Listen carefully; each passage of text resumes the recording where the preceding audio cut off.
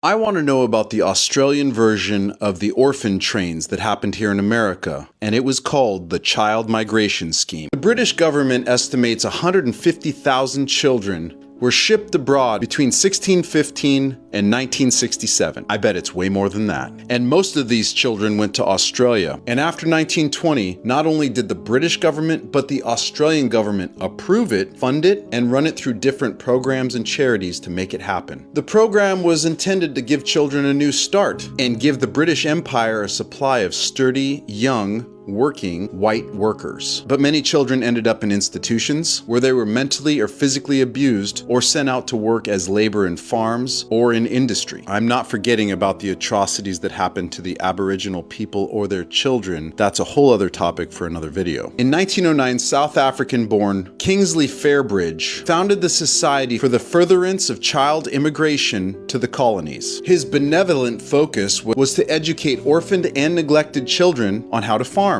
He opened up a farm school in Pinjarra, Australia, and in 1920 this Pinjarra school became the first institution to receive direct financial support from the UK government. And in 1922, the Empire Settlement Act made it possible where non-government organizations brought children migrants to Australia with financial assistance from both the British and Australian Empire. These empires were making money off the backs of these children. Many of these children were told that they were orphans, even though they had potentially been abandoned or had families and were taken away from them. Siblings were commonly split up as soon as they arrived in Australia. Who knows if they were reunited ever again? The abuse of these children is very well documented because many organizations were involved, from charities to some religious and government. This included abuse, depersonalization, mental abuse, physical abuse, SA, and an organized PDF ring that operated within the institutions. Sounds familiar today. The last orphan was sent over to Australia in 1970, over a century after the orphan train stopped in America. But the British government kept funding this program even after the orphan train stopped. And they even had appalling warnings from inside the organization about what was happening to these kids,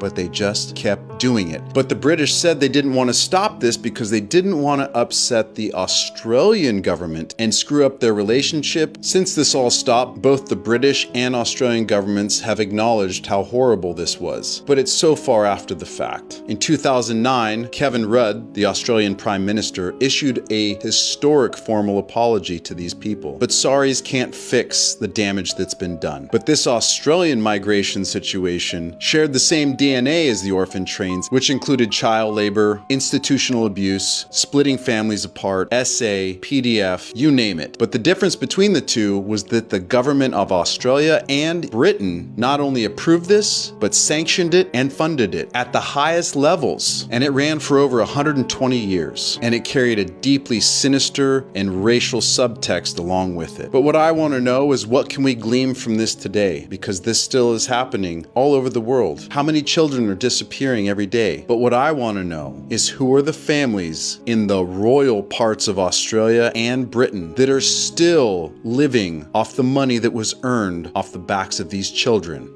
I don't know, but I want to know.